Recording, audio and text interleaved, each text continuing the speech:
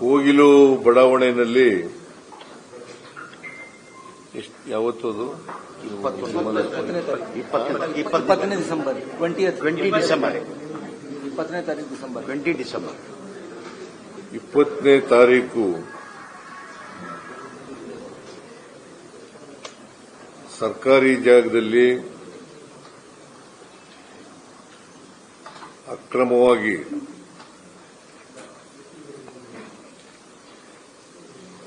ಶೆಡ್ಗಳನ್ನು ನಿರ್ಮಾಣ ಮಾಡಿದ್ದಂತ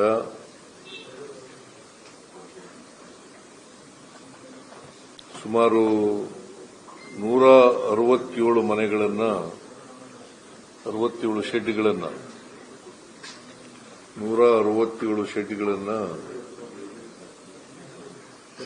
ತೆರವುಗೊಳಿಸಿದ್ರು. 16 ನೋಟಿಸ್ ಕೊಟ್ಟು ಅದು ಅವ್ರಿಗೆಲ್ಲರಿಗೂ ನೋಟಿಸ್ ಕೊಟ್ಟಿದ್ರು.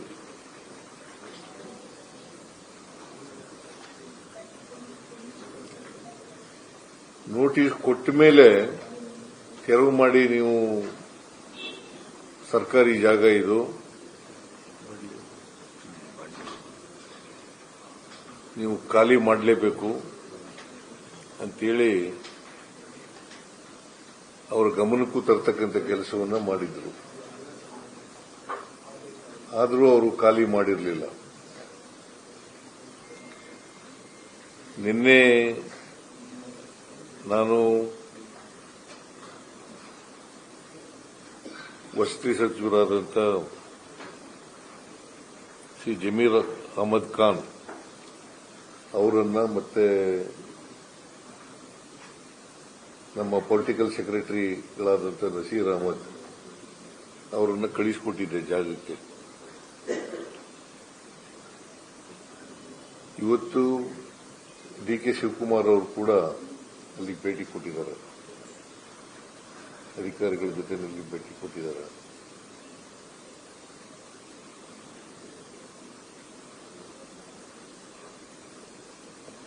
ಅದು ಜಾಗ ಕಸ ವಿಲೇವಾರಿ ಮಾಡಲಿಕ್ಕೆ ಸುಮಾರು 5 ಎಕರೆ ಜಮೀನನ್ನ 15 ಎಕರೆ ಇಲ್ಲ 15 ಎಕರೆಗಳನ್ನ ಡಿಸಿ ಜಿಲ್ಲಾಧಿಕಾರಿಗಳು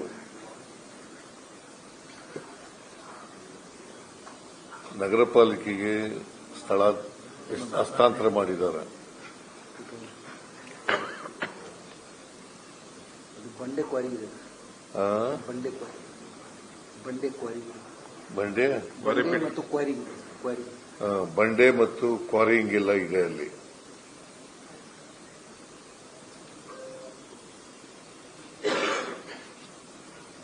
ಅವರು ಕಸ ಕೂಡ ಅಲ್ಲಿ ಹಾಕ್ತಾ ಇದ್ದಾರೆ. ಕಾರ್ಪೊರೇಷನ್ ಅವರು ಮತ್ತೆ ಅವರೇ ಸ್ವಾಧೀನದಲ್ಲಿದ್ದಾರೆ. ಹಸ್ತಾಂತರ ಆದ್ರಿಂದ ಇವತ್ತಿನವರೆಗೆ ಸ್ವಾಧೀನದಲ್ಲಿದ್ದಾರೆ.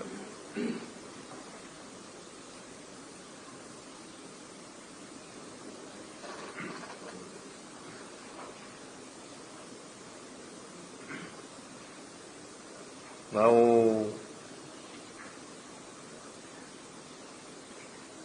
ಸುಮಾರು 20-21ರಿಂದ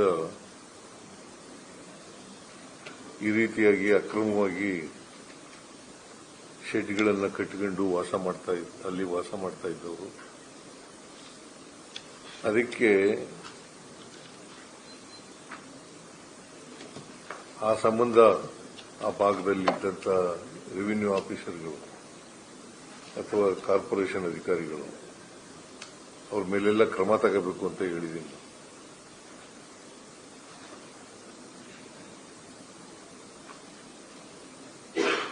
ಯಾಕಂದ್ರೆ ಇನ್ಮುಂದೆ ಈ ತಹಸೀಲ್ದಾರ್ ಗೊತ್ತಿಲ್ಲದೇನೆ, ಶಿರಸ್ತೆದಾರರಿಗೆ ಗೊತ್ತಿಲ್ಲದೇನೆ, ವಿಲೇಜ್ ಅಕೌಂಟೆಂಟ್ ಗೊತ್ತಿಲ್ಲದೇನೆ ಆಗ್ಲಿಕ್ಕೆ ಸಾಧ್ಯನೇ ಇಲ್ಲ. ಅದು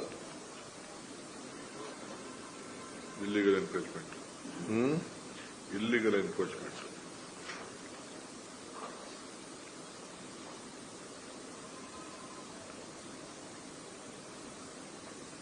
ಈ ತರ ಇಲ್ಲೀಗಲ್ ಆಗಿ ಮುಂದೇನೂ ಕೂಡ ತಡಿಬೇಕು ಅನ್ನೋದು ನಮ್ಮ ಉದ್ದೇಶ.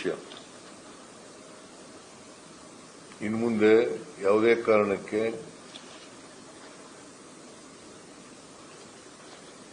ಇಲ್ಲೀಗಲ್ ಆಗಿ ಮನೆ ಕಟ್ಟತಕ್ಕಂಥದ್ದು, ಅಲ್ಲಿ ವಾಸ ಮಾಡತಕ್ಕಂಥದ್ದು, ಅದನ್ನ ಅವಕಾಶ ಮಾಡಿಕೊಡಕೂಡದು ಅಂತಕ್ಕಂಥ ಸ್ಟ್ರಿಕ್ಟ್ ಇನ್ಸ್ಟ್ರಕ್ಷನ್ಸ್ ಅನ್ನ ಸಂಬಂಧಪಟ್ಟಂತ ಎಲ್ಲ ಅಧಿಕಾರಿಗಳಿಗೆ ಕೊಟ್ಟಿದ್ದೇನೆ. ಒಂದು ವೇಳೆ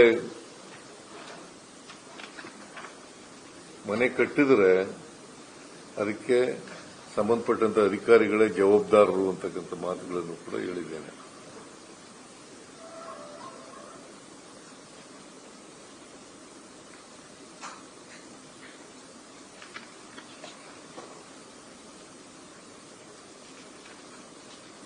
ಈ ಅಕ್ರಮವಾಗಿ ಶೆಡ್ಗಳನ್ನ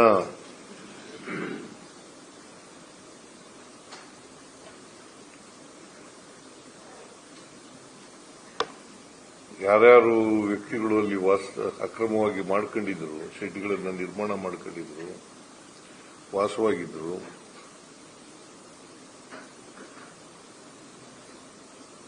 ಜಿಲ್ಲಾಧಿಕಾರಿಗೆ ಮತ್ತು ಸಂಬಂಧಪಟ್ಟಂತ ಆ ಕಾರ್ಪೊರೇಷನ್ ಕಮಿಷನರು ಅವ್ರಿಗೆ ಹೇಳಿದ್ದೀನಿ, ನಾಳೆ ನಾಳಿದ್ದು ಅದನ್ನೆಲ್ಲ ವೆರಿಫೈ ಮಾಡಿ ಜಿನೈನ್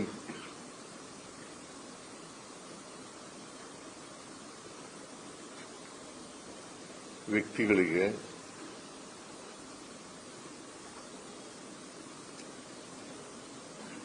ಪರ್ಯಾಯ ವ್ಯವಸ್ಥೆಯನ್ನು ಮಾಡಿಕೊಡಬೇಕು ಅಂತೇಳಿ ಸರ್ಕಾರ ತೀರ್ಮಾನ ಮಾಡಿದೆ.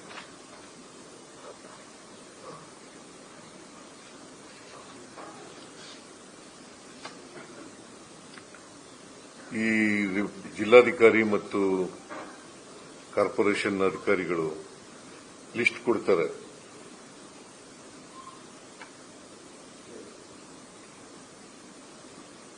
ಯಾರ್ಯಾರು ಎಲಿಜಿಬಲ್ ಇದ್ದಾರೆ ಅವರೆಲ್ಲ ಲಿಸ್ಟ್ ಎಲ್ಲ ಕೊಡ್ತಾರೆ. ಆ ಲಿಸ್ಟಿನ ಆಧಾರದ ಮೇಲೆ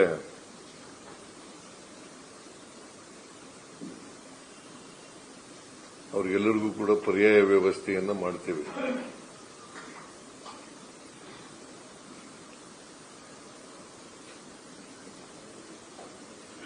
ಈ ವಿಚಾರದ ಬಗ್ಗೆ ನನ್ನ ಜೊತೆಯಲ್ಲಿ ಡೆಲ್ಲಿನಲ್ಲಿ ಕೆ.ಸಿ. ವೇಣುಗೋಪಾಲ್ ಅವರು ಕೂಡ ಚರ್ಚೆ ಮಾಡಿದ್ದಾರೆ. ಡಿ.ಕೆ. ಶಿವಕುಮಾರ್ ಜೊತೆಲೂ ಕೂಡ ಚರ್ಚೆ ಮಾಡಿದ್ದಾರೆ.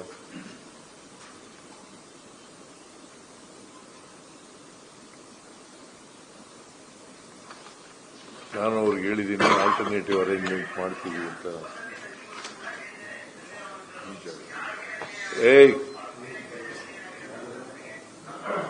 ಯಾರೇ ಅವರು ಆಫ್ ಮಾಡಪ್ಪ ಕ್ಯಾಮ್ರಾಮನ್. ವೇಣುಗೋಪಾಲ್ ಅದು ಹೇಳ್ತೀನಿ, ಅದು ಶಬ್ದ ಬತ್ತಿದ್ದಲ್ಲ, ನಿಮಗೆ ಕೇಳಿಸುತ್ತಾ? ವೇಣುಗೋಪಾಲ್ ಅವರು ನನ್ನ ಜೊತೆಲಿ ಚರ್ಚೆ ಮಾಡಿದ್ದಾರೆ. ನಾನು ಡೆಲ್ಲಿಗೆ ಹೋಗಿದ್ದಲ್ಲ ಮೊನ್ನೆ, ಆಗ ಇವ್ರ ಜೊತೆಲೂ ಕೂಡ ಮಾತಾಡಿದ್ದೀನಿ ಅಂತ ಹೇಳಿದ್ರು. ನಾನು ಡಿ.ಕೆ. ಶಿವಕುಮಾರ್ ಜೊತೆಲೂ ಕೂಡ ಮಾತಾಡಿದ್ದೀನಿ. ನಾನು ಹೇಳಿದೆ ಅವ್ರಿಗೆ ಅದೇ ಜಾಗದಲ್ಲಿ ಮತ್ತೆ ಅವ್ರನ್ನ ಇದು ಮಾಡೋಕ್ಕಾಗಲ್ಲ, ಯಾಕಂದ್ರೆ ಅದು ಸರ್ಕಾರಿ ಜಾಗ, ಅಕ್ರಮವಾಗಿ ಅವರು ಕಟ್ಕೊಂಡಿದ್ದಂಥದ್ದು, ಶೆಡ್ಗಳು ಹಾಕೊಂಡಿದ್ದಂಥದ್ದು. ಬೇರೆ ಕಡೆ ಅವರಿಗೆ ಆಲ್ಟರ್ನೇಟಿವ್ ಆಗಿ ಪರ್ಯಾಯ ವ್ಯವಸ್ಥೆ ಮಾಡಿಕೊಡ್ತೀವಿ ಅಂತ ಹೇಳಿದ್ದಾರೆ.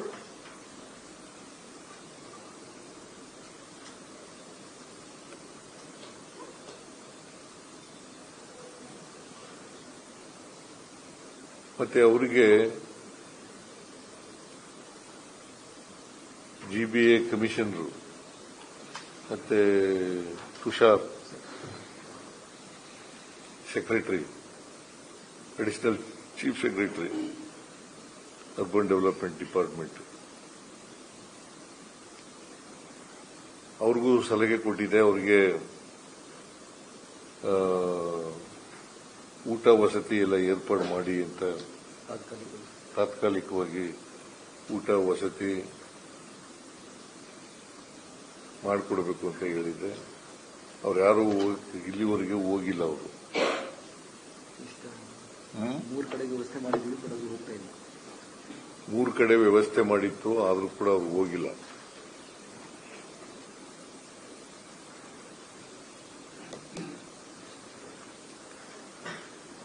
ನಾನು ಡಿ ಕೆ ಶಿವಕುಮಾರ್,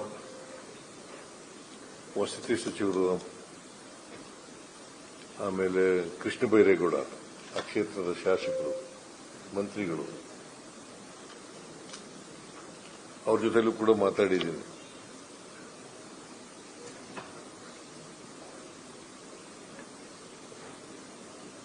ಜಮೀರ್ ಅಹಮದ್ ಖಾನ್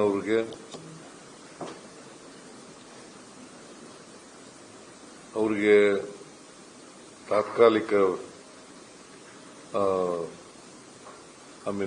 ಪರ್ಯಾಯ ವ್ಯವಸ್ಥೆಯನ್ನು ಮಾಡಬೇಕು ಅಂತೇಳಿ ರಿಕ್ವೆಸ್ಟ್ ಮಾಡಿದಾಗ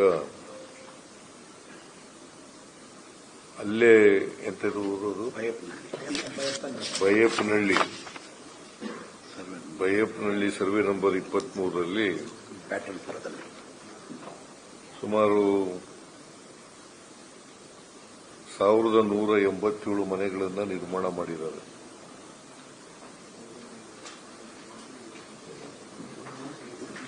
ಇದು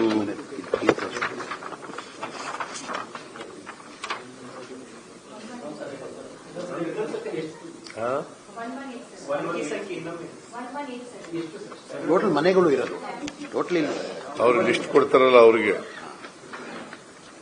ಯಾರು ಲಿಸ್ಟ್ ಕೊಡ್ತಾರೆ ಕಾರ್ಪೊರೇಷನ್ ಅವರು ಮತ್ತೆ ವೆರಿಫೈ ಮಾಡಿ ಜಿನೈನ್ ಪರ್ಸನ್ಸ್ ಯಾರ್ಯಾರು ಮನೆ ಕಳ್ಕೊಂಡಿದ್ದಾರೆ ಅವರಿಗೆ ಮನೆಗಳನ್ನ ಕೊಡ್ತಕ್ಕಂಥದಕ್ಕೆ ಲಿಸ್ಟ್ ಕೊಡ್ತಾರೆ. ಅವರು ವೆರಿಫೈ ಮಾಡಿ ಲಿಸ್ಟ್ ಕೊಟ್ಟಾದ್ಮೇಲೆ ಆ ಲಿಸ್ಟ್ ಕೊಟ್ಟ ಆದ್ಮೇಲೆ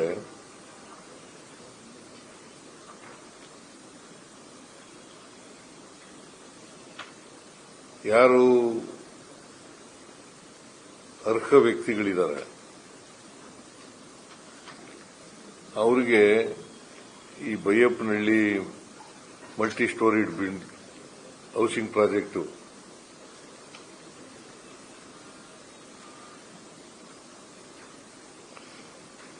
ಈ ಬೈಯಪ್ಪನಹಳ್ಳಿ ಎಷ್ಟು ದೂರ ಇದೆ ಅಂತಂದ್ರೆ ಕೋಗಿಲುವಿಂದ 7 ಕಿಲೋಮೀಟರ್ 7 ಕಿಲೋಮೀಟರ್ಸ್ ಅದೇ ಕ್ಷೇತ್ರ ಸರ್.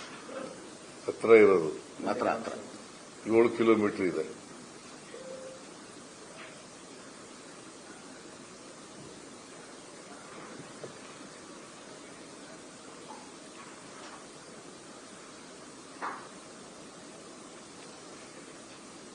ಒಂದು ಮನೆಗೆ ಸುಮಾರು 11 ಲಕ್ಷದ 20 ಲಕ್ಷ 11.20 ಲ್ಯಾಕ್ಸ್ 11.20 ಲಕ್ಷದ ಮನೆಗಳನ್ನು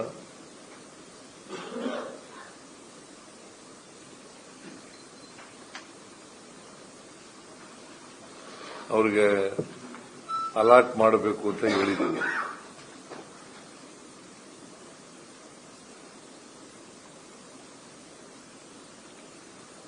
ಅದರಲ್ಲಿ ಜನರಲ್ಲು ಮತ್ತು ಪರಿಶಿಷ್ಟ ಜಾತಿ ಪರಿಶಿಷ್ಟ ವರ್ಗದವರಿಗೆ ಬೇರೆ ಬೇರೆ ಸಬ್ಸಿಡಿಗಳಿದ್ದಾವೆ ಕೇಂದ್ರ ಸರ್ಕಾರ ರಾಜ್ಯ ಸರ್ಕಾರದಿಂದ.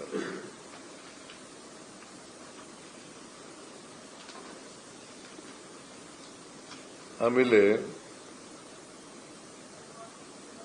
11,20,000 ರೂಪಾಯಿನಲ್ಲಿ ಸುಮಾರು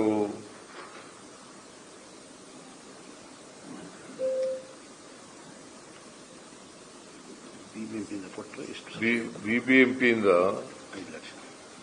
5 ಲಕ್ಷ ರೂಪಾಯಿ ಕೊಡಬೇಕು ಅಂತ ಹೇಳಿದ್ದೀನಿ.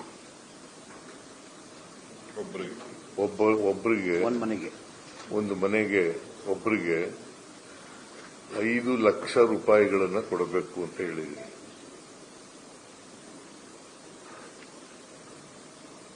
ಜನರಲ್ಗೆ ಎಲ್ಲ ಸಬ್ಸಿಡಿ ಸೇರಿ 8,70,000 ರೂಪಾಯಿ ಬರ್ತದೆ. SC STಗಳಾದ್ರೆ 9.5 ಲಕ್ಷ ಬರ್ತದೆ.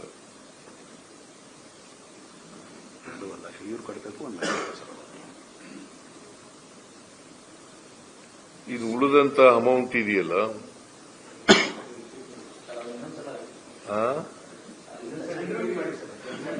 ಜನರಲ್ಗೆ 8,70,000, 5 ಲಕ್ಷ ಸೇರಿ, ಕಾರ್ಪೊರೇಷನ್ ಅವರು 5 ಲಕ್ಷ ಕೊಡ್ತಾರಲ್ಲ, ಅದು ಸೇರಿ 3,70,000 ಸಬ್ಸಿಡಿ, 5 ಲಕ್ಷ ಕಾರ್ಪೊರೇಷನ್ ಕೊಡ್ತಕ್ಕಂಥದ್ದು, ಒಟ್ಟು 8,70,000. SC STಗಳಿಗೆ 4.5 lakh subsidy plus 5,000. 5 lakh. Sorry, 5 lakh. SC STಗಳಿಗೆ 4.5 ಲಕ್ಷ ಸಬ್ಸಿಡಿ ಪ್ಲಸ್ 5,000 ಕಾರ್ಪೊರೇಷನ್ ಇಂದ ಕೊಡ್ತಕ್ಕಂಥದ್ದು, 5 ಲಕ್ಷ. ಸೊ ಅವರು 9.5 ಲಕ್ಷ. ಉಳಿದ ಜನರಲ್ಗೆ 2.5 ಲಕ್ಷ ಇದೆಯಲ್ಲ, ಅದನ್ನ ಲೋನ್ ಸಾಲದ ರೂಪದಲ್ಲಿ ಬೆನಿಫಿಷಿಯರಿಗೆ ಕೊಡ್ತಕ್ಕಂಥದ್ದು. ಅದನ್ನ ಜಮೀರ್ ಅಹಮದ್ ಖಾನ್ ಅವರು ಅವರಿಗೆ ಬೆನಿಫಿಷಿಯರಿಗೆ ಸಾಲ ಕೊಡಿಸ್ತೀನಿ ಅಂತ ಒಪ್ಕೊಂಡಿದ್ದಾರೆ. ಇದು ಜನರಲ್ಗೆ 2.5 ಲಕ್ಷ ಸಾಲ. SC STಗೆ 1,70,000.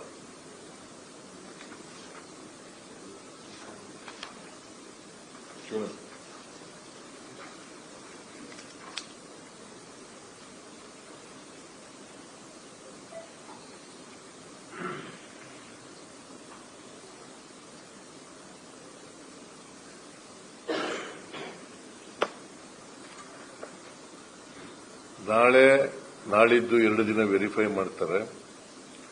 1ನೇ ತಾರೀಕು, ಜನವರಿ 1ನೇ ತಾರೀಕು ಹೊಸ ವರ್ಷ ಪ್ರಾರಂಭದ ದಿನ ಇವರನ್ನ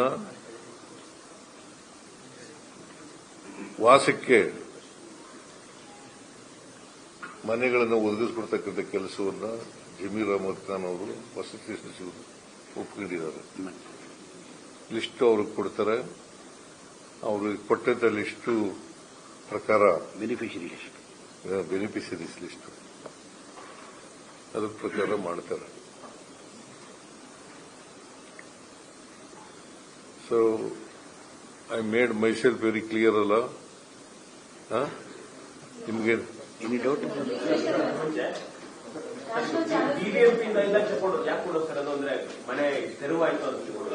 ಸ್ಕೀಮ್ ಇದೆ, ಒಂಟಿ ಮನೆ ಸ್ಕೀಮ್ ಇದೆಯಪ್ಪ. ಒಂಟಿ ಮನೆ ಸ್ಕೀಮ್ ಇದೆ. ಸ್ಕೀಮ್ ನಲ್ಲಿ ಅವರಿಗೆ ಕೊಡ್ತಾ ಇದೀವಿ 5 ಮನೆ, ಒಂದು 5 ಲಕ್ಷ ರೂಪಾಯಿ.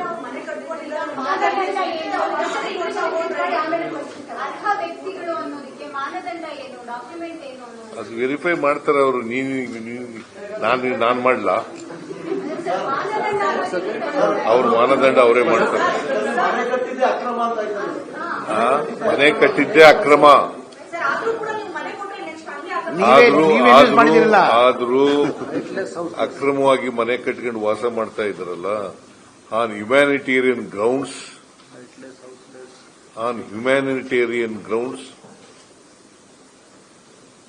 ನಾವು ಇವರಿಗೆ ವಾಸಕ್ಕೆ ಪರ್ಯಾಯ ವ್ಯವಸ್ಥೆಯನ್ನು ಮಾಡ್ತಾ ಇರ್ತಕ್ಕಂಥ.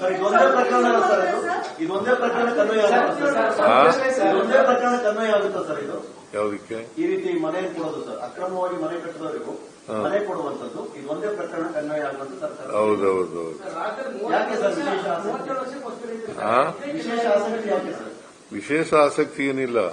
ಇದನ್ನ ಬಿಜೆಪಿ ಇವರು ಕಮ್ಯುನಿಸ್ಟ್ನವರು ರಾಜಕೀಯ ಇಶ್ಯೂ ಮಾಡಿಬಿಟ್ಟಿದ್ದಾರೆ. ಇದನ್ನ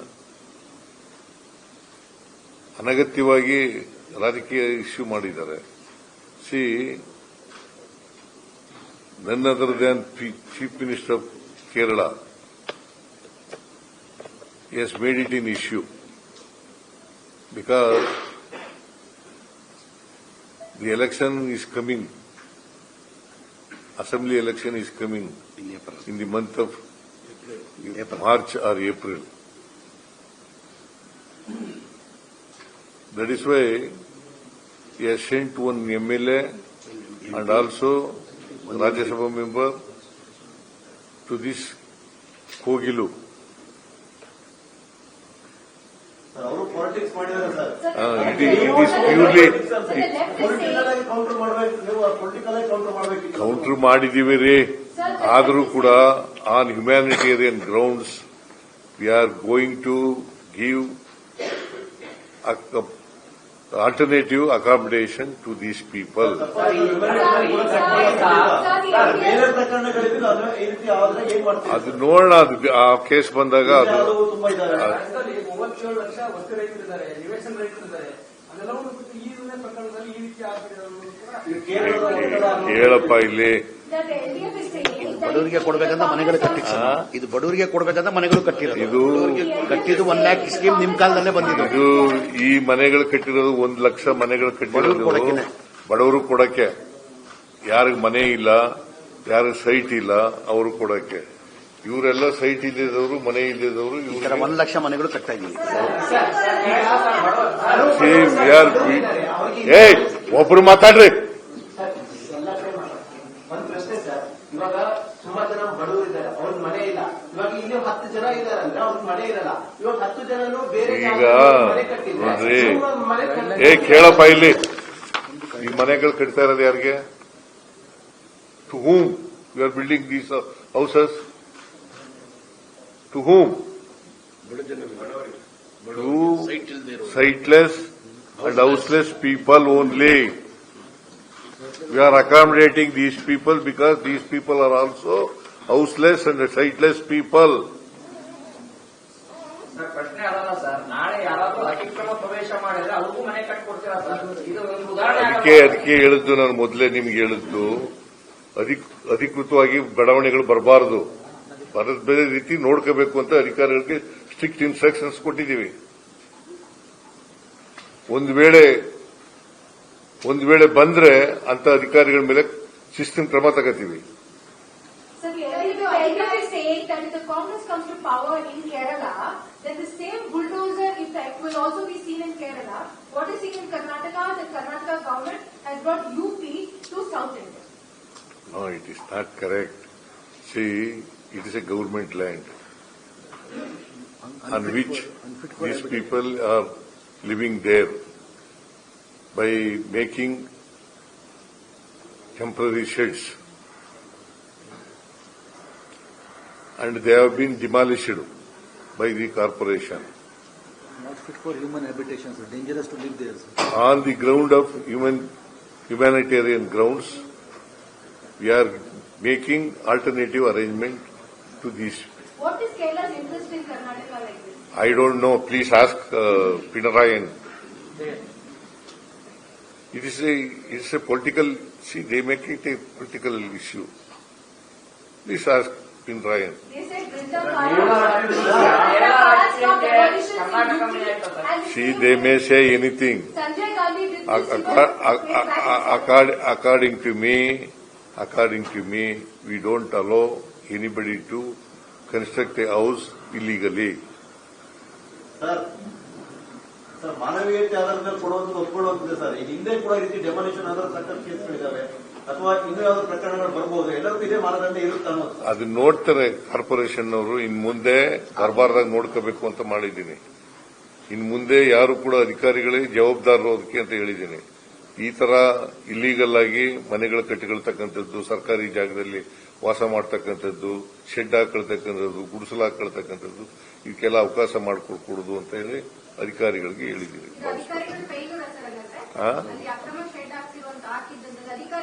that is why I shed ಏನಂತ ಹೇಳಿದ್ದೀನಿ, ಯಾರೋ ಅಧಿಕಾರಿಗಳು ಅವತ್ತಿದ್ರು ಅವ್ರ ಮೇಲೆ ಕ್ರಮ ತಗೊಳ್ಳಿ ಅಂತ ಹೇಳಿದ್ದೀನಿ. ಸರ್ ಬಹಿರಂಗವಾಗಿ ಅಲ್ಲಿನ ಜನರು ಏನು ನಿವಾಸಿಗಳು ಅಂತ ಇದ್ದಾರೆ ಅವರು ಹೇಳ್ತಾ ಇದ್ದಾರೆ ಕೃಷ್ಣ ಬೈರೇಗೌಡರು ನಮಗೆ ವೋಟರ್ ಐಡಿಗಳನ್ನ ಮಾಡ್ಕೊಟ್ಟಿದ್ದಾರೆ ಆಧಾರ್ ಕಾರ್ಡ್ ಮಾಡ್ಕೊಟ್ಟಿದ್ದಾರೆ ಅಂತಕ್ಕಂಥ ಆರೋಪವನ್ನು ಬಹಿರಂಗವಾಗಿ ಮಾಡ್ತಾ ಇದ್ದಾರೆ ಅವರಿಂದನೇ ಯಾರು? ಆಸೆಗೋಸ್ಕರ ಮಾಡ್ಕೊಟ್ಟಿದ್ದಾರೆ ಅಂತ ಹೇಳಿ. ಈಗ ಪ್ಲೀಸ್ ಆಸ್ಕ್ ಕೃಷ್ಣ ಬೈರೇಗೌಡ. ಅಲ್ಲ ನೀವು ಈಗ ಅಧಿಕಾರಿಗಳು ನಾವು ಹೇಳಿ ಅವ್ರು ಪ್ಲೀಸ್ ಆಸ್ಕ್ ಕೃಷ್ಣ ಬೈರೇಗೌಡನ ಹೆಸರು ಹೇಳದಿಲ್ಲಪ್ಪ ಅಲ್ವಾ ನೀನ್ ಹೇಳಿದ್ದು? ಅವ್ರನ್ನೇ ಕೇಳಿ, ಅವ್ರು ಕೊಟ್ಟಿದ್ರು. ವೋಟ್ ಅವತ್ತಿಂದ ಮಾಡ್ಕೊಟ್ಟಿದ್ದಾರೆ. ಈಗ ನಾವು I do not know all those things. All those things I do not know because Krishna Bairegowda is not in the station. He has gone abroad. After he comes back, please ask him. Sir ನೀವು ಮಾತಾಡ್ಬಿಡಿ, close ಮಾಡ್ಬಿಡಿ. ನೀವು ಮಾತಾಡ್ಬಿಡಿ. ಇಲ್ಲ CM ಮಾತಾಡಿದ್ದಾರೆ ಬಿಡ. ಇಲ್ಲ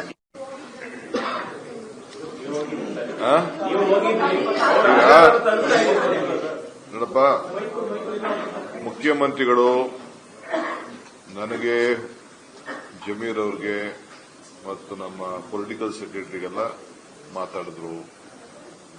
ನಾನು ಹೋಗಿ spot ನೋಡ್ಕೊಂಡು ಬಂದಿದ್ದೀನಿ. ಇಲ್ಲಿಗಲ್ ಕನ್ಸ್ಟ್ರಕ್ಷನ್ ಕಾರ್ಪೊರೇಷನ್ಗೆ ಕೊಟ್ಟಂತ ಜಾಗ ಹಂತವಾಗಿ ಕೆಲವರೆಲ್ಲ ಹಾಕೊಂಡಿದ್ದಾರೆ. ಕೆಲವರು ದುಡ್ಡು ಕಲೆಕ್ಟ್ ಮಾಡಿಬಿಟ್ಟು ಹಾಕಿದ್ದಾರೆ ಅನ್ನೋ ಮಾಹಿತಿ ಕೂಡ ನಮಗಿದೆ. ಅವ್ರ ಮೇಲೆ ಕಾನೂನು ರೀತಿ ಕ್ರಮ ನಮ್ಮ ಅಧಿಕಾರಿಗಳು ಐಡೆಂಟಿಫೈ ಮಾಡಿ ಅವ್ರ ಮೇಲೆ ಕ್ರಮ ಕೈಗೊಳ್ತಾರೆ. ಕೆಲವು ದಾಖಲೆಗಳು ಕೂಡ ತಿರ್ಚಿದ್ದಾರೆ ಅಂತ ಕೂಡ ನಮಗೆ ಮಾಹಿತಿ ಕೊಟ್ಟಿದ್ದಾರೆ. ಆದರೆ ಮಾನವೀಯತೆ ದೃಷ್ಟಿಯಿಂದ ಮುಖ್ಯಮಂತ್ರಿಗಳ 1 lakh ಹೌಸಿಂಗ್ ಸ್ಕೀಮ್ ಇದೆ. ನಮ್ಮ ಜಮೀರ್ ಅವರಿಗೆ ಜವಾಬ್ದಾರಿಯನ್ನು ನಾವು ವಹಿಸಿದೀವಿ. ಬಿಬಿಎಂಪಿಯಿಂದ 5 ಲಕ್ಷ ರೂಪಾಯಿ ನಾವು ಅವರಿಗೆ ಪ್ರತಿಯೊಬ್ಬರಿಗೂ ಯಾರಿಗಿಲ್ಲ ಅದನ್ನ ಹುಡುಕಿ, ಕೆಲವರೆಲ್ಲ ಸ್ಕೀಮ್ನಲ್ಲಿ, ಕೆಲವ್ರಿಗೆ ಏನಾಗಿದೆ, ಕೆಲವು ಮನೆ ಇದ್ರೂ ಕೂಡ ಬಂದು ಕೆಲವು ಸೇರ್ಕೊಂಡಿರ್ತಾರೆ. ಯಾರೂ ಮನೆ ಇಲ್ಲದೆ ಯಾರು ಹುಟ್ಟಿಲ್ಲ, ಎಲ್ಲರಿಗೂ ಎಲ್ಲೆಲ್ಲೋ ಮನೆಗಳಿರ್ತವೆ. ಉದ್ಯೋಗಕ್ಕೋಸ್ಕರ ಬೆಂಗಳೂರಿಗೆ ಬಂದು ಸೇರ್ಕೊಂಡಿರ್ತಾರೆ. ಕೆಲವರೆಲ್ಲ ಅಗ್ರಿಮೆಂಟ್ ಮಾಡ್ಕೊಂಡಿದ್ದಾರೆ, ಬಾಡಿಗೆ ಅಂತ ಅಂದ್ಬಿಟ್ಟು ಬಂದು ಸೇರ್ಕೊಂಡಿದ್ದಾರೆ. ಬಾಡಿಗೆ ಅಂತ ಅಂದ್ಬಿಟ್ಟು ಗವರ್ಮೆಂಟ್ ಜಾಗದಲ್ಲೇ ಕೂಡ ಕೆಲವು ಅಗ್ರಿಮೆಂಟ್ ಮಾಡಿಕೊಟ್ಟಿದ್ದಾರೆ. ಅಂತ ದಾಖಲೆಗಳೆಲ್ಲ ನಮ್ಮ ಹತ್ರ ಇದೆ. ಅದಕ್ಕೆ ಈಗಾಗಲೇ ನಮ್ಮ ಅಧಿಕಾರಿಗಳಿಗೆ ಪ್ರತಿಯೊಬ್ಬರಿಗೂ ಇಂಡಿವಿಜುವಲ್ ಕೇಸಸ್ ನೋಡ್ಕೊಳ್ಳಿ ಅಂತ ಹೇಳಿದ್ದೀವಿ. ಟೆಂಪರರಿಯಾಗಿ ಅವ್ರಿಗೆ ಇರ್ಲಿಕ್ಕೂ ಕೂಡ ಬೇರೆ ವ್ಯವಸ್ಥೆಯನ್ನು ಮಾಡಿಕೊಡಕ್ಕೆ ನಾವು ಸಜ್ಜಾಗಿದ್ದೀವಿ. ಊಟ ಕೊಡ್ತೀವಿ, ಜಾಗ ಕೊಡ್ತೀವಿ. ಈ ಮಧ್ಯದಲ್ಲಿ ನೆಕ್ಸ್ಟ್ 3 days ನಮ್ಮ ಹೌಸಿಂಗ್ ಡಿಪಾರ್ಟ್ಮೆಂಟ್ ಅವರು ಅದನ್ನ ಪ್ರತಿಯೊಂದು ನಮ್ಮ ಜಿಲ್ಲಾಧಿಕಾರಿಗಳು ಮತ್ತು ನಮ್ಮ ಕಾರ್ಪೊರೇಷನ್ ಅವರು ಎಲ್ಲ ಸೇರಿ ಪ್ರತಿಯೊಂದು ಕೇಸು ಐಡೆಂಟಿಫಿಕೇಶನ್ ಮಾಡ್ತಾರೆ. ಅವ್ರ ವೋಟರ್ ಲಿಸ್ಟ್ ನೋಡ್ತಾರೆ, ಆಧಾರ್ ಕಾರ್ಡ್ ನೋಡ್ತಾರೆ, ಎಲ್ಲಿಂದ ಬಂದಿದ್ದಾರೆ ಅಂತ ಚೆಕ್ ಮಾಡ್ತಾರೆ. ಚೆಕ್ ಮಾಡಿಕೊಂಡು ಅವ್ರಿಗೊಂದು ಆಲ್ಟರ್ನೇಟಿವ್ ಪರ್ಮನೆಂಟ್ ವಸತಿ ಕೊಡಕ್ಕೆ ವ್ಯವಸ್ಥೆ ಮಾಡ್ತೀವಿ. ನಮ್ಮಲ್ಲೊಂದು ಸ್ಕೀಮ್ ಇದೆ, ಯಾರ್ಯಾರಿಗೆ ಮನೆ ಇಲ್ಲ, ಸೈಟ್ ಇಲ್ಲ ಅಂತ ಕೊಡಬೇಕು ಅಂತಿದೆ. ಜಿನೇನ್ ಕೇಸಸ್ಗೆಲ್ಲ ನಾವು ಕೊಡ್ತೀವಿ. ಈಗಾಗಲೇ ಮುಂದಕ್ಕೆ ಕೃಷ್ಣ ಬೈರೇಗೌಡರು ಮಾತಾಡಿದ್ದಾರೆ. ಯಾಕೆಂದ್ರೆ ಲೋಕಲ್ ಎಂಎಲ್ಎ ಅವರೇ ಚೇರ್ಮನ್ ಇರ್ತಾರೆ. ಆಶ್ರಯ ಸಮಿತಿಗೆ ಯಾರಿಗೆ ಒಬ್ಬರು ಮನೆ ಕೊಡಬೇಕಾದ್ರೆ ಅವ್ರ ಅಪ್ರೂವ್ಮೆಂಟ್ ಕೊಡಬೇಕಾಗ್ತದೆ. ಅವರು ಕೂಡ ಮಾನವೀಯತೆ ದೃಷ್ಟಿಯಿಂದ ಅಂತವ್ರಿಗೆಲ್ಲ ಕೊಡಿ ಅಂತ ಹೇಳಿದ್ವಿ. ಆದ್ರೆ ನಾವು ಇಲ್ಲಿಗಲ್ ಕನ್ಸ್ಟ್ರಕ್ಷನ್ ಎನ್ಕರೇಜ್ ಮಾಡೋದಿಲ್ಲ. ಇಲ್ಲಿಗಲ್ ಎನ್ಕರೇಜ್ ಮಾಡದಂತವ್ರಿಗೆ, ಇಲ್ಲಿಗಲ್ ಮಾಡದಂತವ್ರಿಗೆ ಕಾನೂನು ರೀತಿ ಕ್ರಮ ಕೈಗೊಳ್ಳಕ್ಕೆ ಈಗಾಗಲೇ ಮುಖ್ಯಮಂತ್ರಿಗಳು ಆದೇಶವನ್ನ ಅಧಿಕಾರಿಗಳು ಕೊಟ್ಟಿದ್ದಾರೆ. ಯಾರಿಗೂ ನಿರ್ದಾಕ್ಷಿಣ್ಯವಾಗಿ ನಾವು ಎಂಟರ್ಟೈನ್ ಮಾಡಲ್ಲ. ಬೆಂಗಳೂರಲ್ಲಿ ಆದಷ್ಟು ಇಂಥ ಸ್ಲಮ್ಗಳು ಬರಲಿಕ್ಕೆ ನಾವು ಬಿಡೋದಿಲ್ಲ. ಇದು ಲ್ಯಾಂಡ್ ಫಿಲ್ ಸೈಟ್, ಇದು ವೆರಿ ಡೇಂಜರಸ್. ಯಾರು ಅಲ್ಲಿ ಇರ್ಲಿಕ್ಕೆ ಆಗುದಿಲ್ಲ. ಲೀಚೆಟ್ ಇರುವಂತಹ ಒಂದು ಜಾಗ. ನಾನೇ ಸ್ಪಾಟ್ ಅಲ್ಲಿ ನೋಡಿದ್ದೀನಿ. 200 ಅಡಿ ಒಳಗಡೆ ಇನ್ನ ನೀರಿದೆ, ಪಕ್ಕದಲ್ಲೂ ನೀರಿದೆ. 15 ಎಕರೆನ ಈಗಾಗಲೇ ಸರ್ಕಾರದವರು, ನಮ್ಮ ರೆವಿನ್ಯೂ ಡಿಪಾರ್ಟ್ಮೆಂಟ್ ಅವರು ಕಾರ್ಪೊರೇಷನ್ಗೆ ಅದನ್ನ ಸಾಲಿಡ್ ವೇಸ್ಟ್ ಮ್ಯಾನೇಜ್ಮೆಂಟ್ ವಿಚಾರಕ್ಕೆ ಕೊಟ್ಟಂತ ಜಾಗ ಇದು. ಅದರಿಂದ ಅಲ್ಲಿ ನೋಡಿ ಸುತ್ತಮುತ್ತಲು ಪರಿಸರವನ್ನು ಕಾಪಾಡಲಿಕ್ಕೋಸ್ಕರ ವ್ಯವಸ್ಥೆಯನ್ನು ಮಾಡಿದ್ದೀವಿ. ಬಟ್ ಇವತ್ತು ನಾವು ಬೇರೆಯವರಿಗೆ ನಾವು ರಾಜಕಾರಣ ಮಾಡಲಿಕ್ಕೆ ಅವಕಾಶ ಕೊಡುವುದಿಲ್ಲ. ನಾವು ನಮಗೆ ನಮ್ಮ ವರಿಷ್ಠ ನಾಯಕರು ಈ ರೀತಿ ಬರ್ತಾ ಇದೆ ನೋಡಿ ಅಂತೇಳಿ ನಮಗೆ ಸ್ವಲ್ಪ ಸಲಹೆಗಳನ್ನ ಕೊಟ್ಟಿದ್ದಾರೆ. ನೋಡಿ ಇದನ್ನ ರಾಜಕಾರಣ ಮಾಡ್ತಾ ಇದ್ದಾರೆ ಅಂತ. ಅದಕ್ಕೆ ಮುಖ್ಯಮಂತ್ರಿಗಳು ಇದನ್ನು ಗಮನ ಹರಿಸಿ ಮುಂದಕ್ಕೆ ಇದನ್ನು ಯಾವ ರೀತಿ ಬರಬಾರದು ಅನ್ನೋ ದೃಷ್ಟಿಯಿಂದ, ಮಾನವೀಯತೆ ದೃಷ್ಟಿಯಿಂದ ಅವರಿಗೆಲ್ಲ ಒಳ್ಳೆ ಮನೆಗಳನ್ನು ಕೊಡಬೇಕು, ಯಾರಿಗಿಲ್ಲ ಅಂತವ್ರು ಮಾತ್ರ ಕೊಡಬೇಕು ಅಂತ ತೀರ್ಮಾನ ಮಾಡಿದ್ದಾರೆ. ಸೊ ಅವರಿಗೆ ಮಿಕ್ಕಿದವರಿಗೆ ಸರ್ಕಾರದಿಂದ ನಾವು ಕೆಲವು ಸಬ್ಸಿಡಿಗಳು ಕೂಡ ಇದೆ. 1.5 ಲಕ್ಷ ಕೊಡೋದಿದೆ ಸರ್. ಅವರು ಕೂಡ 1.5 ಲಕ್ಷ 1 ಲಕ್ಷ ಅಷ್ಟು ಅವರು ಕಟ್ಟಬೇಕಾಗ್ತದೆ. ಅಂತದಕ್ಕೆ ಜಮೀರ್ ಅವರು ಅವರಿಗೆ ಸಾಲ ಕೊಡಿಸುವಂತ ವ್ಯವಸ್ಥೆಯನ್ನು ಮಾಡ್ತಾರೆ. ಇದು ನಮ್ಮ ಸರ್ಕಾರದ ಸದ್ಯಕ್ಕೆ ಪ್ಲಾನ್. ಇಲ್ಲಿಗೆ ನಾವು ನಿಲ್ಲಿಸ್ತೀವಿ. ಬಟ್ ಆಫೀಸರ್ಸ್ಗೆ ನಮ್ಮ BNTP ಆಫೀಸರ್ಸ್ ಇದ್ದಾರೆ, ನಮ್ಮ ಕಾರ್ಪೊರೇಷನ್ ಆಫೀಸರ್ಸ್ ಇದ್ದಾರೆ, ರೆವಿನ್ಯೂ ಆಫೀಸರ್ ಎಲ್ಲರೂ ಕೂಡ ಇಂಥ ಕಡೆ ಎಲ್ಲೆಲ್ಲಿ ಸರ್ಕಾರಿ ಜಾಗ ಇದೆ ಇನ್ನು ಮುಂದಕ್ಕೆ ನಾವೆಲ್ಲ ಐಡೆಂಟಿಫೈ ಮಾಡಿ ಇದಕ್ಕೆ ನಮ್ಮ ಸರ್ಕಾರಿ ಆಸ್ತಿಗಳನ್ನು ರಕ್ಷಣೆ ಮಾಡಲಿಕ್ಕೆ ನಾವು ಕ್ರಮವನ್ನು ಕೈಗೊಳ್ತೀವಿ. ಇದು ಸರ್ಕಾರದ ತೀರ್ಮಾನ. So you're planning to Kerala, will you be giving a different reply there? No, that is not. That is a different case.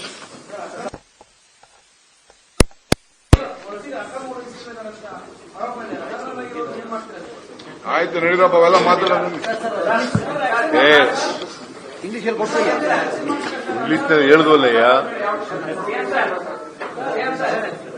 ಕರ್ನಾಟಕದ ಆಡಳಿತದಲ್ಲಿ ಹಸ್ತಕ್ಷೇಪ ಮಾಡ್ತಾ ಇದ್ದಾರೆ ಅಂತ ಬಿಜೆಪಿ ನಾಯಕರೆಲ್ಲರೂ ಕೂಡ ನೋಡಯ್ಯ, ಈಸ್ ಅವರ್ ಲೀಡರ್. ಒಂದು ನಿಮಿಷ ಇರಿ sir. Is our leader. Is our general secretary. He has all rights to advise us. If anything is wrong, things come in the national arena, he is a duty if we are doing anything, if he feels that he has every right to advise us. There is nothing wrong in advising a political party. It is a national party. We look at a national perspective.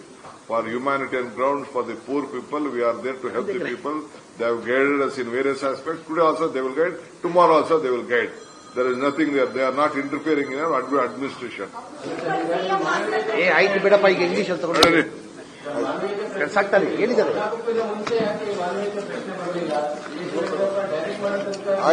ಅವರು direct ಮಾಡಿದ್ರಲ್ಲರಿ, ಅವ್ರು ನಮ್ಮ ಜೊತೆ ಚರ್ಚೆ ಮಾಡಿದ್ದಾರೆ. Alternative ಆಗಿ ಅವ್ರಿಗೆ ವ್ಯವಸ್ಥೆ ಮಾಡಿ ಅಂತ ಹೇಳಿದ್ರು ಅಷ್ಟೇನೆ. ನಮಗೆ ಡೈರೆಕ್ಷನ್ ಕೊಟ್ಟಿಲ್ಲ ಅಥವಾ ಅವರು ಹಿಂಗೆ ಮಾಡಬೇಕು ಅಂತ ಹೇಳಿಲ್ಲ. ನಮ್ಗೆ ಈ ತರ ಆಗಿದೆ ನೋಡಿ, ಸಿಎಂ ಮಾತು ಕೊಟ್ಟು ಬಂದಿದ್ರು, ಆಲ್ಟರ್ನೇಟ್ ಮಾಡ್ತೀವಿ ಅಂದ್ರೆ ಅಷ್ಟೇ ಮಾಡಿದ್ದಾರೆ. ಆಲ್ಟರ್ನೇಟಿವ್ ಮಾಡ್ತೀವಿ ಅಂತ ಹೇಳಿದ್ರು, ಮಾಡ್ತೀವಿ ಅಷ್ಟೇ.